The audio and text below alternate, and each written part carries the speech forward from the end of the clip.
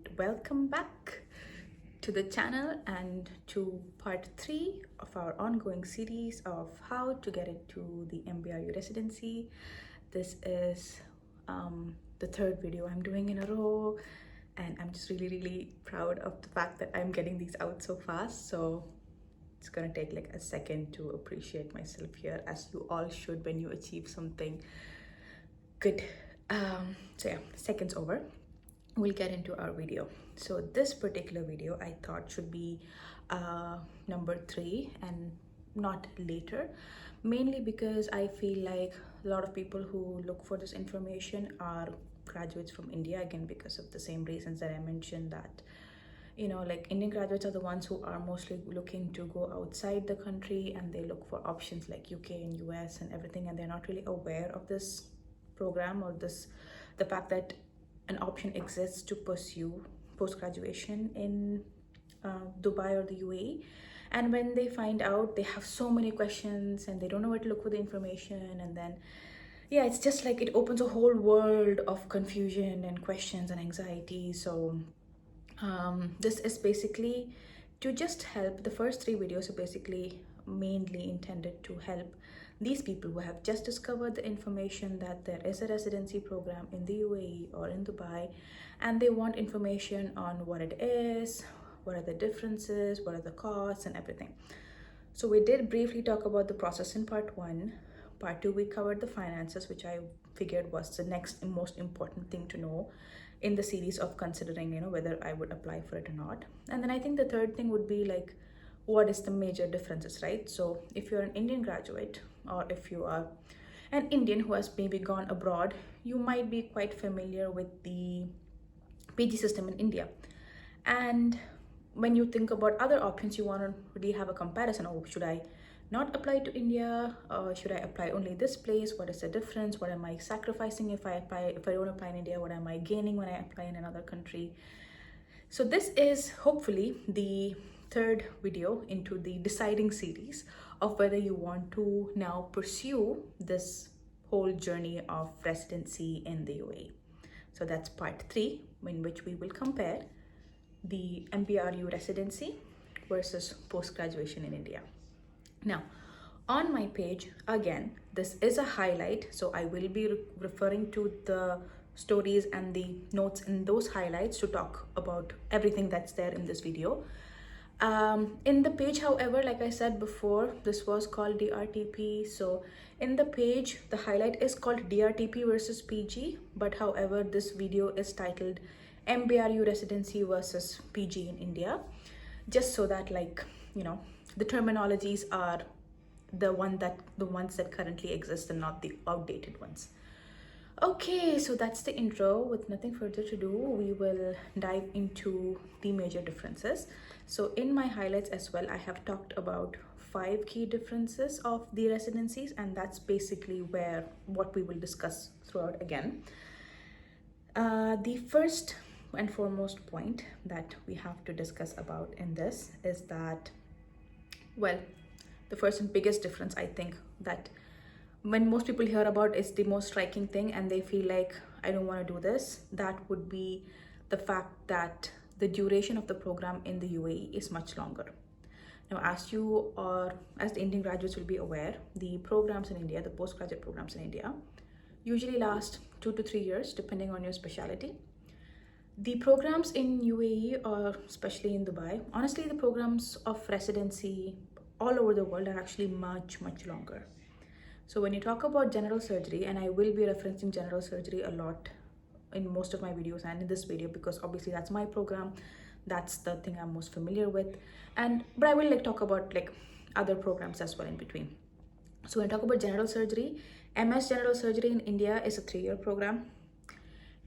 Residency of general surgery in Dubai is a 5-year program. So that's an additional 2 years that you will be committing to a postgraduate program if you opt for proceeding with this in the UAE. Now, I know that is a very big duration, it's a very big leap. It's almost, I want to say double, but yeah, in the end, it kind of does become closer to 6 years For example, in my case, my actual training period has ended in October of 24. So I've completed 5 years. That is, I started October 2019. I went up to October 2024. So it's 5 years finished.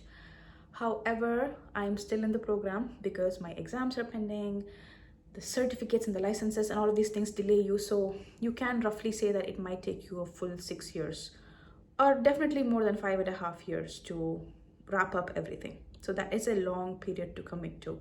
And this is one of the biggest reasons why Indian graduates feel like, oh my God, that's insane. Because for us, a program is 3 years. It's like such a short period when you compare to like 5 to 6 years, right? But why I feel like that difference exists is because, as you all know, PG in India is a very, very tightly knit program in terms of time and schedule. The PGs, they practically live in the hospital, like in their PG accommodation or hostels or wherever. And this is a requirement because you live there, and you, like, your entire life is just living and working and training, right? And you very rarely get leaves. Like, weekends don't exist for Indian PGs, holidays don't exist, public holidays don't exist, post call doesn't exist, which we will talk about as well. So it means that for 3 years, 365 days, for 3 consecutive years, you are basically sacrificing almost every other aspect of your life, including the fact of whether you will be, living with your family, whether you will be, what do you call it, getting enough leave for other activities, normal weekends off to take a break and detox. All of these things are not going to be available to you as an Indian PG. But here, if the point of the duration being 5 years is because it's a much more balanced program in terms of the breaks. What I mean by that is that in India, you're working 24/7 unless you're on leave, right? Or you're off duty, which happens like very rarely. Here, it's more structured in the sense you are entitled to weekends off, provided you are not on call. So just to give clarification to that, to the working hours, which again, working hours don't exist for PGs in India, by the way, which is something I recently found. I asked a PG, like, what are your hours like? And they're like, what hours? We're just at work. We come in the morning and we go when everything is done. But here it is a training job. So it is a job. A job does have hours. Now, do we stick strictly to the hours? No. We most of the time come way earlier than this and stay much later than this. But there is still a stipulated working hour. And that hour for the MBRU program, for the, I'm not going to talk about everything. Every program has a little bit difference because of the which board they follow. But especially most programs, and especially for general surgery, the timing is 7:30 to 3:30. This is official timing. Now, there are days where I have gone as early as 5 a.m. and stayed as late as 6, 7 p.m. on a regular day just to get work done. And there are days where I have had, like, only enough to just show up at 7, just half an hour early, and I have left almost exactly on time, like roughly around 3:30. But the thing is that this time exists, and this is the time the team is there. This is the time the maximum work is there. The work before and after is usually because you have some things to do extra, like you have to pre-round on your patients, you have to come early, you have work to finish, notes to finish, so you stay late. But the official hours are 7:30 to 3:30. Now, that is 5 days a week. Again, Friday is a half day, so I'm not going to talk about that because it's a little bit too much detail. But technically 5 days a week, so we work Monday to Friday, 7:30 to 3:30. Friday is a half day, so we work 7:30 to 12. And what happens is Saturday, Sunday are off, unless you are on call or you have to come do rounds. But technically, these are off days, and that means that you are home. Now, another point of difference here is that there is no accommodation provided, so you're not expected to live in the hospital. And even if you want to, there is no provision to live at the hospital. I do believe that there is some sort of staff accommodation where the staff and the registered nurses and all stay, where you can kind of squeeze in. I don't know much detail about that, but just to know that there is no PG hostel, no resident accommodation as of now. So you will be either living in your own home, or if you're living by yourself, you'll be renting out your own place or something like that, or you will be staying with your family, and then you will be commuting back and forth from work. So that's the another difference. That means that on weekends you go home, you go to wherever you're living, whether it's your own place or your family, and you still have a connection with life. And the fact is that having at least one day off, so at least one day of 7 days you have to be off as per the rules of the graduate medical education. So you absolutely have to get 24 hours off in 7 days a week, like completely off from duty, where nobody's supposed to contact you. And if you do get worked through that day, you can raise a complaint. So these things are a bit more stricter here, which means you have a bit of mental break and relaxation. And there are a lot of these rules to protect residents from being overworked. So that means that ultimately all of this, what it means is that you can have somewhat of a work-life balance, which I feel doesn't exist at all for postgraduates in India. Now, PGs in India may disagree with me. They might say that it's different. I don't know. For me, at least, work-life balance does mean to be able to go home to my own home, at least like after every work day, and at least once in a week I get a day off. This is what was important to me. So in a way, if you put it, I think what the PG in India is doing is basically squeezing all of these 5 to 6 years of training into 3 years, right? Because you're not taking any days off at all, which means that maybe roughly, if you might calculate the amount of working days, maybe we're working the same number of days, just with adequate gaps in between, which we can use to, I don't know, have a hobby, have a life, do something else. So I think this would be the biggest difference between the two programs, one of the biggest differences, if you ask me. And this was one of the biggest factors why I personally decided to commit to this, because I really did not want to get burnt out, which I know that a lot of my fellow colleagues who went into PG in India faced very quickly into their residency. They got super burnt out because of the lack of breaks and weekends and such things. And I do not want to get into a program which I have pined to get into a training that I really wanted to for all my life, just to get burnt out and hate it and dread it for the rest of my life. So that's not what I wanted. That's why it worked for me. I'll also add one more thing, that we do get post-call days as well, which is also a blessing. Now, I know in India, usually when you're on call, that means when you're covering an overnight, next day you're still expected to come in the morning and work till evening. And then after the next day's regular work, you get to go home, right? But here, when you work for 24 hours, the next day is a post-call. Yes, there are many days where we have to stay back for other stuff, but technically it is a day off, and you are entitled to that day off after you work 24 hours. So all of these things contribute to work-life balance. So that wraps up our point one, which is the major difference between MBRU residency or residency in Dubai versus the residency in India, PG in India itself. Duration, which then contributes to work-life balance. So that's that. Now we will go to our point number two. Now, point number two, let me just get to it, is of course the other biggest question that everybody wants to know is the salary or the fee. Now, this is very, very important. So listen up. The residency in Dubai, there is no fee. Are you shocked? The PGs in India might be shocked, because for us, PG is like, it's an educational thing, right? It's a college kind of thing.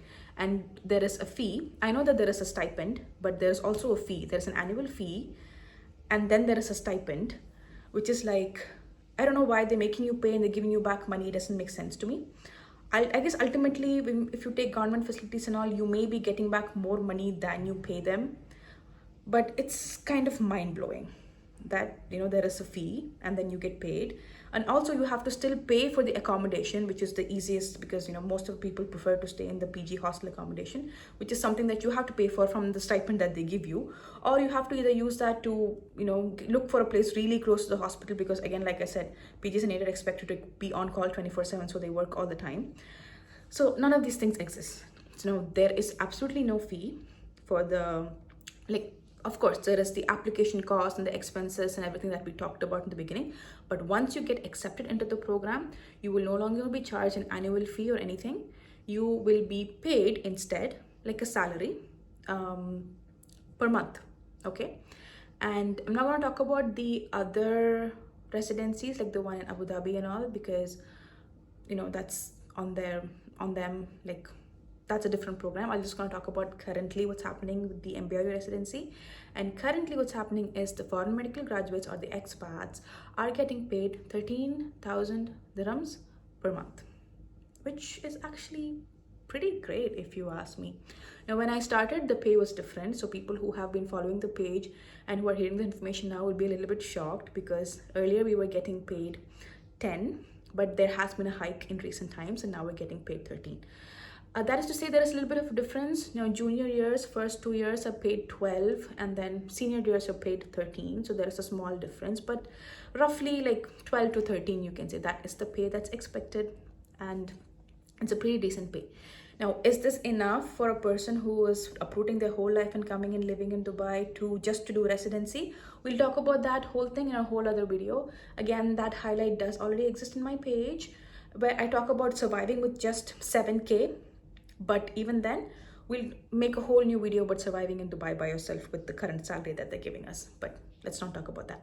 So now that's the big difference. Now, so there might be a question that, is there absolutely no expense that we have to pay or bear when we get into residency? Yes, there is a certain few expenses and stuff. For example, for your board exam, you might have to pay a fee, but your boards come like twice a year or something. So there might be an exam fee here and there. There might be when you apply for a research, there might be a fee here and there, but there is no, what I'm talking about, there is no fee, is that there is no annual fee. There is no monthly fee, no such recurrent fee, like a regular fee that you have to pay and then you get paid. So that's point number 2, which is no fees and yes salary, which is great. Now, I think with these 2 questions, most of the people who are in this video will have made up their mind as to whether they want to commit or not. But we'll just go through the other 3 points as well, which I also feel are important to acknowledge. So point number 3, let me just get to it. Yeah, it's about the training itself. Like how different is the training and all of this. I will again refer or speak about this more in terms of the general surgery perspective, because I'm a GS resident and that's what I know. But I will say this, yes, the training is quite different if you ask me, when you compare it with the Indian training, in terms of general surgery at least, because in India we know that most of the time in the government facilities, the training is mostly open and hands-on, and the patient load is immense. Here in Dubai, in the government facility, yes, the patient load is still pretty decent, but obviously it is nothing compared to the patient load in India. So don't expect that you'll get the same amount of patients and hands-on experience as you'll get in India. I don't think you'll get that in any, unless you go to places where you have that kind of population, you're not going to get that anywhere else. But still, I really feel like the training here is decent. You do still have a good number of patients to operate and to learn on, but your training will be very, very centered on laparoscopic surgery, because we don't really do much open in the government facilities. Our training is very laparoscopic. So we start our first year, how it goes is that let's say by 6 months of first year, you would have done your first lap appendectomy, which I think even in a lot of Indian colleges nowadays or Indian PGs nowadays, that's the trend that's happening. But how I will clarify that is because I have done 1 open appendix in my 5 years of training in Dubai. I've gone to India and done an elective, and I've done open appendices there just for training purposes. But in Dubai itself, in my 5 years of training, I got 1 open appendix, and that's because I really wanted to do it, and there was a lot of maybe we can do it open, maybe we can't. So it was not everybody gets 1. I know lots of people who have not seen even 1 through their 5 years of training. And again, laparoscopic cholecystectomies, most of our elective resections are elective, colon resections, everything is laparoscopic. So do we not do open? We do a lot of open, but most of them are emergency cases or complicated cases. So again, open training is quite less. The other point, and I feel like this will apply more to every specialty rather than just general surgery, is that the population in Dubai is like a world population, right? Now, if you live in a place like India, you have, I think everybody will be like the Indian or the population of that particular state. So you study in Kerala, you'll get a lot of Keralites. You study in Tamil Nadu, you'll get a lot of Tamil Nadu, Tamilians. And they have, every community has certain diseases or certain things that are a bit more common there, and you will get very, very used to that. You might not get exposed to anything else. And I'm not talking about just surgical diseases, I'm also talking about like medical illnesses and stuff. In Dubai, the population is so variable. You have like the whole world lives in Dubai, all the nationalities, every population, and you see everything. Things that I was seeing only in medical series, I'm seeing in my training, because I am a trainee to the world. I'm training on people from the Philippines, from Ethiopia, from the US, from Canada. Everybody lives here, and you see all kinds of endemic like diseases restricted to community. And I think that again, extends to even places, even medical teams and infectious disease team, and everybody, pediatrics team. Everybody who I talk to have almost seen everything in the book, which is amazing. Like if you are a really passionate person who's passionate about medicine, like you see something in like the textbook and you're like, oh my god, this is like so cool. I wonder if I'll ever get to see a patient who has this disease. You will see it here. So that is something that is like appealing to you, then you would love the training here, even if you have fewer hands-on, and even if you have fewer patient load and all of these things. So I think that's pretty great. I'm again, probably biased because this is my mentality, but it's up to you to decide. So again, that's point number 3, difference in training. Now we're gonna go to point number 4, which is the validity of the degree itself. So a lot of Indian candidates do want to know how this degree would be valued back home. So the question is that, if I come to Dubai and if I do residency, can I come back to India and practice? Now, currently, general surgery program is under Arab board, which is the Middle Eastern board. So is a lot of other programs, but then they are working towards an Emirati board, which is a more UAE oriented board, which is expected to be a tier 1. A tier 1 is one of the, we have tier 1, tier 2, tier 3 kinds of tiers, which is like the standardization of the training. Tier 1 programs are usually the programs in North America and US and everything, and tier 3 programs are usually the ones in India is considered a tier 3 program. Now currently Arab board is still considered a tier 3 program, but what they want to do is switch it up and make the whole system in the UAE an Emirati board standardized to American and North American standards, which will become tier 1. Currently with the tier 3 certificate, I know that it doesn't hold any validity in India. You can go, like for example, I currently only have that tier 3. Like I will be getting my tier 3 level of certificate. If I go with this, I don't think it will be accepted in India because it doesn't hold any validity there. What I have heard is that because MRCS is accepted in India, if you have a good surgical training to back you up, plus you have MRCS, you can possibly go and become like a surgeon assistant and these things. Like you can find a junior surgical job, but will you be able to progress and become consultant and have a teaching job and these things is like very debatable. I think it would really depend on where you're working, the hospital, and all these things, and how willing they are to promote you, because these lines are a bit loose in this thing in India. So maybe if you're really good and you have a degree like which is accepted in India, like an MRCS, you might be able to become a consultant and have your own practice, but at least as a junior surgeon you'll be able to practice. Now again, I don't know about how it holds in terms of MRCP for for medical graduates and all, but I mean, if going back to India is what's most important, like you're just here to go back to India, I would say that you look into it much more before you come here. Now, for people who want to do further studies or who intend to stay back in the UAE, or they intend to migrate to other places, yes, the training period does hold a lot of value, because our training period is equivalent to the degrees of like the North American degrees. So usually when you apply for a fellowship, like let's say if I did my MS in India, which is 3 years, and I tried to apply for a fellowship in the US, they will say that my training period has only been 3 years in India, and I don't qualify for the fellowship because I have not gotten the required amount of years of training. But when you do it in UAE, because it's 5 years, your completion period will equate to theirs, and you have opportunities to pursue fellowship much more easily in other countries. So that's another thing that, like, maybe. So I think it really depends on what your end goals are. If your end goal is to return to India, maybe think twice. But if your end goal is to either stay in Dubai or to move out, then I don't think you have to worry about anything there. All right, so that's point number 4. So let's go to our last point, which is, which is the most, I think, obvious thing here, the fact about getting into the program. Now, as we know, I think I talked about it in the last video as well, getting into the program, PG program in India is fairly straightforward. You have an exam, the NEET.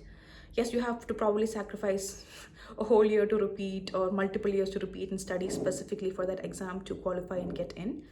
But it's very straightforward, right? You have an exam, you'll be scored, you'll be ranked, and you will get into some specialty if your ranking is good and all that. Obviously, the process here is much longer, as we discussed in part 1 of this whole series. So the time that you commit to getting into a program is also much longer. But then again, when you think about it, most of the time, if you write the exam and then if you don't qualify, then you have to again spend an entire year studying for the next exam. And you know how competitive this is, and you're really just assessed based on that one day's one score, which I think is really unfair, because I could have been studied like everything and not be in my best health or my best mental state on that one day, and I'll be judged for that, which I personally believe is not fair.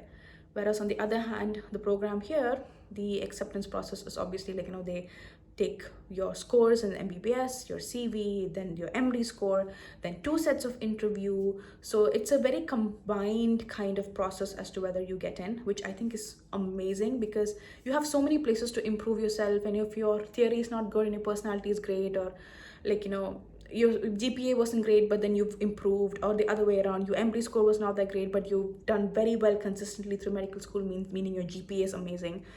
So you have like so many things. Like, you as a person are not decided by one day. You as a doctor and as a person are decided by your cumulative years through medical college and your personality. And I love that the program here and programs abroad basically assess candidates in a whole comprehensive fashion rather than just a score for a day.